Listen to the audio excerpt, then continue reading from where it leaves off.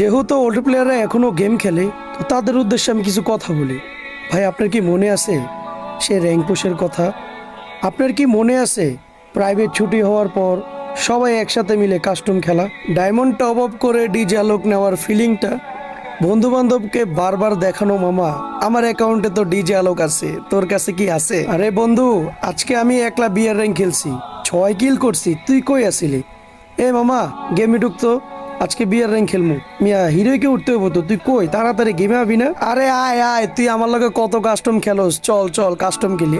আরে বটের ঘরে বট, তুই মারতে পারস না, উদয় দিয়ে আমগো লগে খেলতে আইছস, তুই আমগো লগে পারস বেটা, উদয় কাস্টম চ্যালেঞ্জ দে। আরে বন্ধু, রাতে বের হইস তো, সবাই মিলে কাস্টম খেলবো আজকে, 4-5 জন মিলে মনে করে একসাথে মিলে জিলে খেলবো, দেখবো কে কত কিল করতে পারে। দেখ তো মামা, কি বিরক্ত লাগে।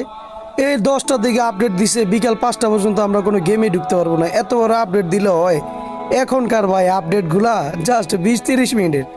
আগের ভাই যখন গেমটা আপডেট দিত ভাই, তখন ভাই আমাদের দিন কেমনে যাইতো আমরা ভাই নিজেও জানতাম না, এত কষ্টে দিন যাইতো এই গেমটা।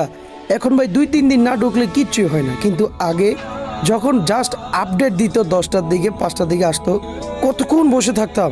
আপডেট শেষ হওয়ার সাথে সাথে ভাই এত গেম খেলতাম রাত 2টা 3টা পর্যন্ত। ভাই নিউ প্লেয়ারদেরকে বোঝানো সম্ভব না।